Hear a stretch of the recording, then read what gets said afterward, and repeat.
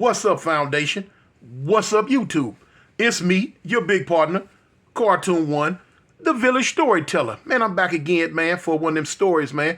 That's going to get you through your work time, get you through your break time, get you through your work day, get you through your down day, your rest day, or whatever that you may be doing, man. It's the audio book time, you know what I'm saying? Just like you don't want to pick up a book and just want to hear a good story, man, you know what I'm saying?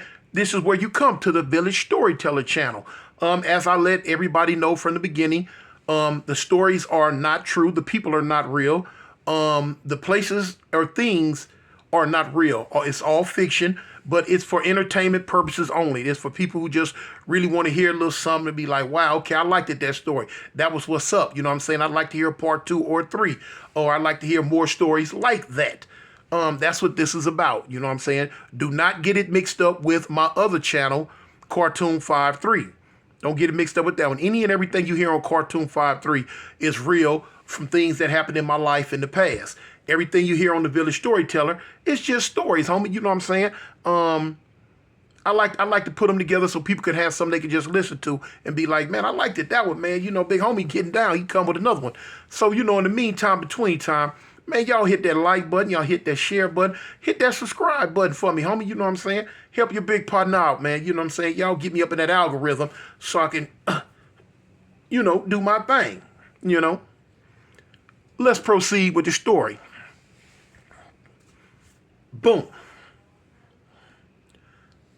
Put my glasses up on this one. Man, this was a Wednesday night. It was a Wednesday night. Typical night for the little homeboy named Brick. Now, Brick was a young black kid. They called him Brick because when he was a young child, he had got into it with some dudes who lived on the corner from him, and they went to throwing rocks at each other. And Brick had a good arm on him. Brick was born to be an athlete. Brick had picked up a small piece of brick, and the other kids, they took off running, and Brick let it loose and caught one of the dudes in the back shoulder and hit him hard, knocked him down. You know, they was young, though. And ever since then, you know, they used to call him brick thrower or brick slanger and stuff like that. But now, and lo and behold, the nickname Brick just stuck with him all his life. Brick lived in an area that was predominantly inundated by black gangs, Crips and Bloods, but you did have Hispanic gangs over there. And somehow, some way, the kids that Brick grew up with and Brick started running with were Hispanic. So quite naturally, when Brick got old enough, Brick went on and joined the local Vadio. Instead of the local set, Crip or Blood, he joined the Mexican gang. Brick had 2 older brothers that were Crips. And they kind of looked down on Brick about that. You know what I'm saying? You know, gave him a hard time about it. But they let Brick choose his own path. Brick chose his own path. And so Brick went on and joined the little Mexican gang. So now, Brick's Mexican gang did not get along with another Mexican gang that was like 4 or 5 blocks down from him. They were at a mean war, and Brick grew up in this war with his little partners. You know what I'm saying? He went through elementary school, he went through junior high school, and went through, you know what I'm saying, the few years that he was in high school with his partners. You know what I'm saying? They fighting at school, they fighting wherever they went. You know what I'm saying? With the when they run into essays from the other gang. Now, Brick was building up him a good reputation because Brick was good from the shoulders. Man, Brick was able to pick them up, put them down, mix them together, and make them do what they do. You know what I'm saying? That's that old school twist right there, y'all. When you can twist it, when you twist them together like that, when you can twist them and then just let them go. Brick was good with it. Brick was real good with it.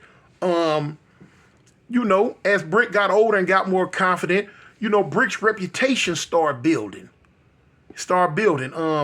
He was well respected in his neighborhood, in his barrio.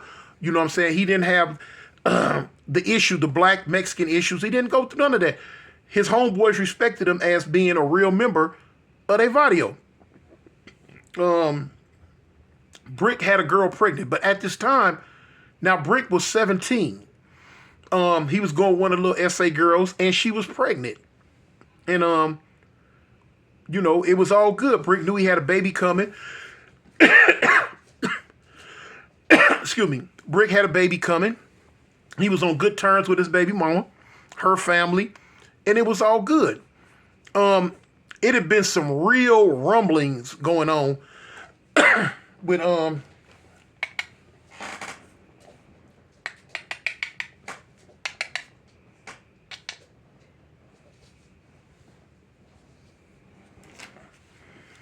say hi. Say hello. And you wet? Where you been out in that grass? Your mama? Dang. Anyway, it had been some real rumblings. The animosity between Brick's video and the video that they didn't get along with, the animosity was getting real deep. It had been fights at school. The shootings had picked up and everything.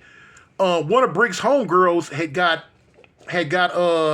hit with a crowbar at a party a few days prior to the night in question, and they was mad about it. They had a meeting. They had a meeting in they set in their video, and the older, as they call veteranos, they were speaking. They were talking. And they was letting it know, like, hey, look. We keep going through these ups and downs with these cats. We keep going through this and going through that. Man, something got to give. And Brick was like, yeah. And all, his homeboys and everybody else. So they was like, man, they put out a thing, man, look, when you see these vatos, get them, jump on them. You know what I'm saying? And I'm quite sure the dudes over in the other Mexican gang was saying the same thing. So time going on, like I say, with Brick being good from the shoulders, when Brick would run into them cats at school, he was putting a mix on them. Bam. And they knew, them dudes, all the little Mexican dudes from that other neighborhood, they knew about Brick. They was like, man, the black dude from over there, homie, you know what I'm saying? Hey, man, woo, that Vato can fight, Holmes. He can fight. And, you know what I'm saying? Brick was putting them on them two-on-ones and the whole hookup. And so they was really getting tired of Brick. You know what I'm saying? They was like, man, we getting tired of Brick. Now, Brick would shoot, too. I mean, he the older he got, he was down for whatever. You know what I'm saying? He was schooled right. His older homies had been in his ear, and they told him about the shooting, using of weapons, fighting, the whole hookup. All of just about staying down. So stuff was heating up around there so much that even innocent bystanders knew that this war right here was getting hot and heavy because, the enemy set was coming through, busting at night, busting on anybody they seen. And, the word was out around the neighborhood, man, look, don't get caught out here at night because dudes going to be coming through. They don't care about age. They don't care about gender, none of that. Whatever they can catch, they want to shoot. And people also knew that everybody from this neighborhood was going over there doing the same thing. So it was a few times, Brick was putting his work in, and they knew, they knew, excuse me. That's why I keep the do it fluid, man.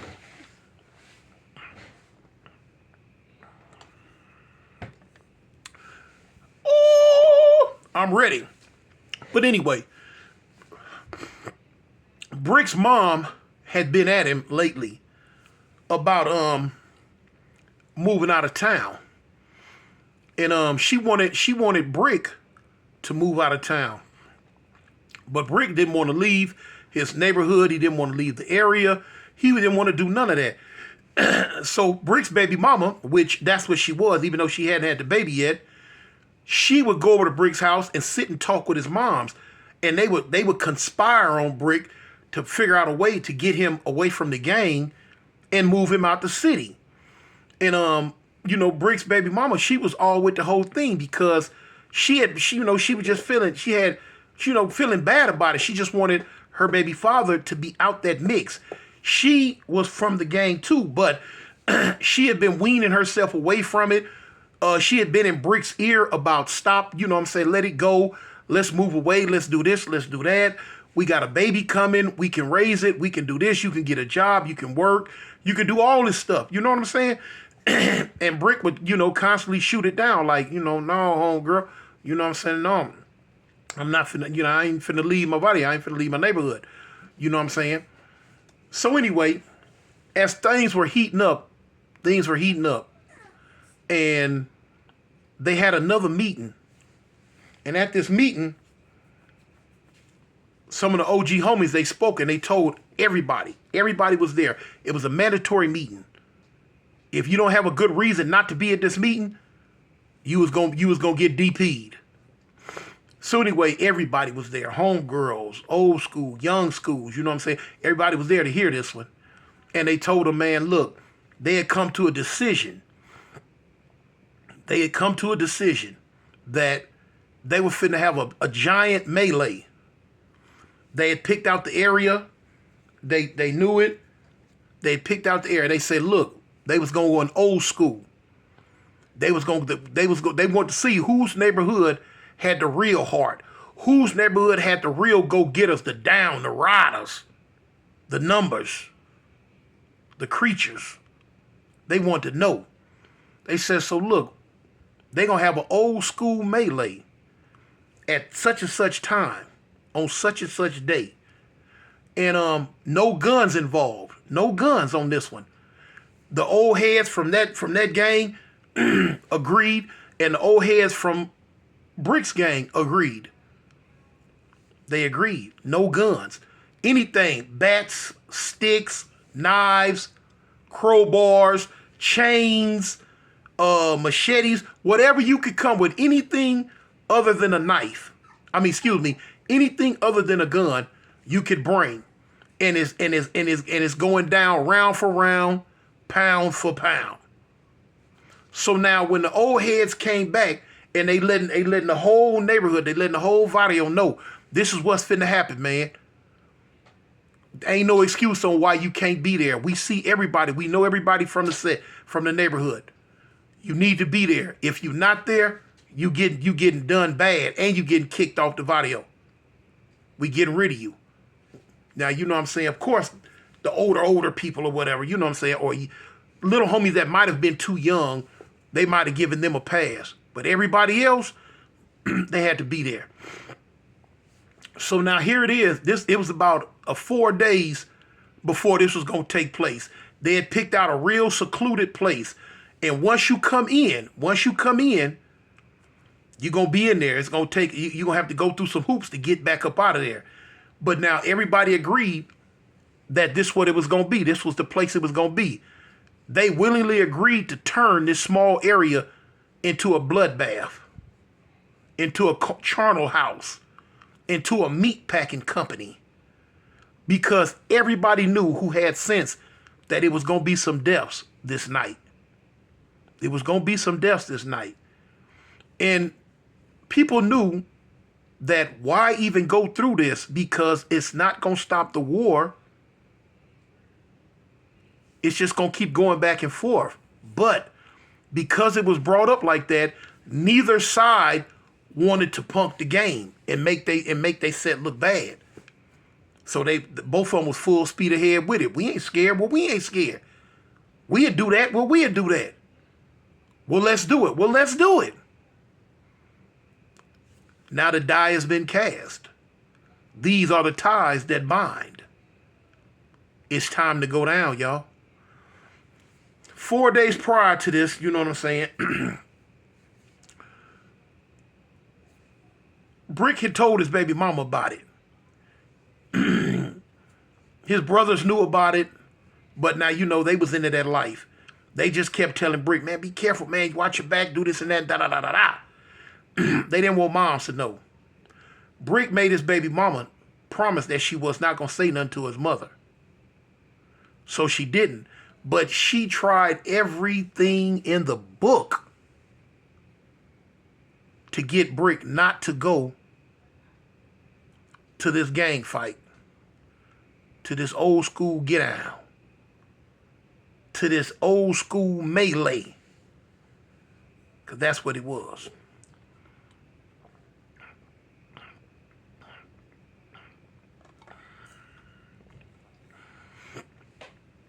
Each day that passed, when the fight day was getting closer and closer, she noticed that Brick was having problems sleeping.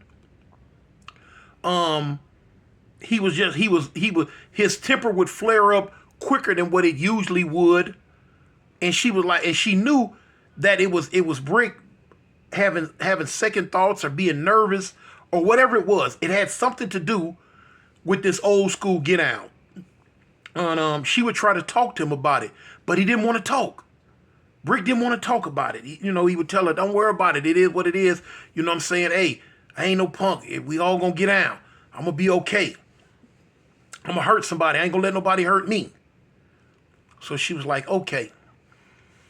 So the day before, her and Brick stayed in the house all day together. She talked him into staying in the bed with her all that day. And they just laid there, they laughed, they played, you know what I'm saying? They did what they do. And they just kicked it. You know what I'm saying? Brick moms would come and go, and just kicking and talk. And that night when they went to sleep, she went to sleep in Brick's arms. And Brick was telling her how much he cared for her, how much he loved her. He rubbed her belly because her belly was real big. He rubbed her belly and told her he couldn't wait till the child came. The whole hookup. You know what I'm saying? And she laid there and she cried, and Brick asked her, you know what I'm saying, why are you crying? And she was like, I just have a bad feeling about this. I just don't want you to go to this fight, Brick. I don't want you to go to it. And Brick would tell her, like, hey, Holmes, you know what I'm saying, baby girl, I can't punk the game. You know what I'm saying? I got to stay down for my barrio. I got to stay down for my neighborhood. And she was like, I know, I just have a bad feeling. I don't want you to go. But she knew deep down in her heart that Brick had to go. So the next day came. And there was a talk around the neighborhood all day. It was a talk around the neighborhood. Everybody met up at one of the older homies' houses. And man, look, it was 2 station wagons back there. And they popped the back on the station wagons, and it was all type of rusty weapons and everything you could think of. It was baseball bats, chains, bike chains, big chains, log chains, machetes, screwdrivers, bumper jacks, hammers, sledgehammers, shovels, pickaxes, wooden sticks, spikes. I even think it might have been a slingshot or two in the back. You feel what I'm saying? Might have had a water gun with some bleach in it, something. You know what I'm saying? They had some of everything. And man, the youngsters, everybody was picking out stuff. Now this was gonna be a huge fight, at least almost like a 200 on 200. This was finna really, really, really go down. And the area that they picked was a secluded area. And it was, once you go in, it was hard to get out of if a lot of people's trying to get out at one time. So it wasn't going to be no whole lot of running and doing this and that, you know what I'm saying, till it was just time to go. All that day went by. When it was getting later on into the day, everybody grabbed what they was going to grab. And they posseed up. Some they was jumping in different homies' cars. They was on bikes on the handlebars.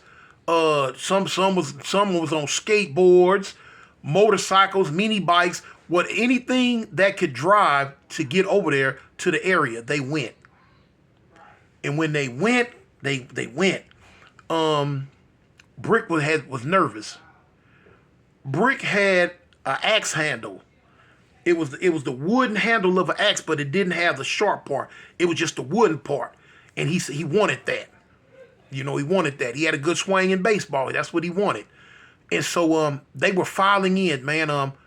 It seemed like that at the time that the whole area, the sky, the weather, just agreed on it. You know what I'm saying? Where it was sunny, now it's not sunny. It got gloomy. It was overcast. It was a cloud overcast. It wasn't raining, but it was like the powers that be knew that this was finna be a dreary, doom-filled day. A dreary, doom-filled afternoon. And that's what it was, y'all. They had to file through this tunnel area and come out at this gate on the other side of the freeway, and they had to come down and go through another gate where the large open area was. You can come through this gate and you can come through this gate. It was a gate here and a gate here, and that's where it was from. That's where it was gonna be. And when the OG homie walked to the gate, he seen one of their OG homies at the other gate, and they was like, "What's up, Holmes? What's up?" They were like, "What's up?" He said his neighborhood he from. The other guy said his neighborhood. He like, "Shoot, Holmes, come on." So they start filing in. I'm talking about took forever. They all got along this gated side of this area. The other gang start coming in. Man. It seemed like the air got thick. Like you could taste the nervousness within the air. Like you could cut it with a fork. Like that prison feel when you know it's finna go down. You had youngsters there, oldsters there. I'm talking about they was there from the age of, I would say 12, 13, all the way up to their 60s maybe. They was there. Neither neighborhood was going to punk the game. Neither one of them neighborhoods wanted to leave their homies out. They came in abundance. It was girls there. The girls come to fight. Everything. Man, you had dudes with switchblade knives, with straight razors between their fingers. Man, you had people coming in Man, some of the older homies had books wrapped around them, had like battle gear on, big thick coats. Some of them looked like they had coming in with the motorcycle helmet on, with thick gloves, knives, and they was coming. Hey, it was going down, man. It looked like a scene from Beyond Thunderdome. That's what it looked like with Mel Gibson. It looked like a scene from Beyond Thunderdome. When they all filed in to go at it, it went down. It went down. It sounded like something from a Roman gladiator fight. They were flashing, bashing, dashing. Man, people were hollering, screaming, hollering for help, hollering, no, stop. It was fighting every which way. You couldn't even see which way it was coming from. Knives, bats, sticks. Everybody, you was getting kicked, knocked down, socked, stabbed, beat up. You see dudes driving knives through dudes. It looked like a scene from an old medieval war movie. It was going down. It was death in the air. People falling out next to you, and all you knew was attack. Get your enemy. Man, Brick was going off. Man, Brick was hitting people this way, that way. Brick had already been hit with something and knocked down. He got back up. One dude, he had to fight one dude to the death. Dude was on him trying to stab him. Brick got him up off of him and bashed him in the head with his stick. It was going down. Toward the middle of the fighting, Brick felt a sharp pain in his back. He didn't know what the pain was. But when he spun around, he seen that it was a dude from his enemy hood standing there with a long screwdriver. He had hit Brick in his back twice. Boom, boom.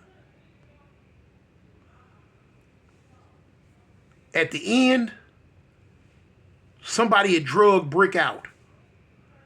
When people start leaving, somebody hollered the police coming or whatever. When people start leaving and they got Brick up out of there,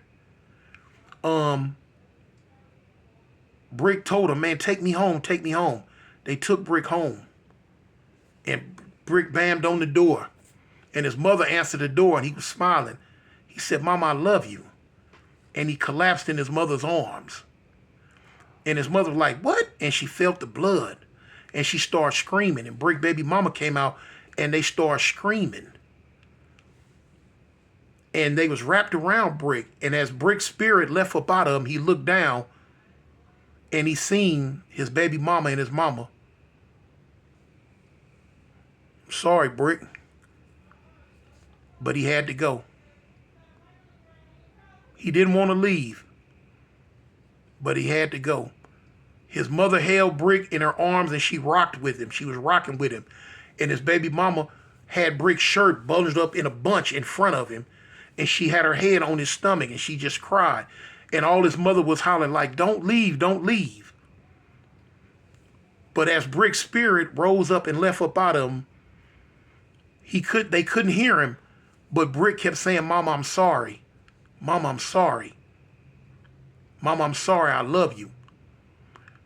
No one can ever see the tears of a spirit. But if you could, you would see the tears rolling down Brick's face as the spirit was floating away. R.I.P. to Brick, y'all. R.I.P. to Brick, man. That's me, y'all, the village storyteller, man. I had to get one out to you. I hope you enjoyed it. I hope you liked it. It's me, your Big Potter, man. I'm out. Peace.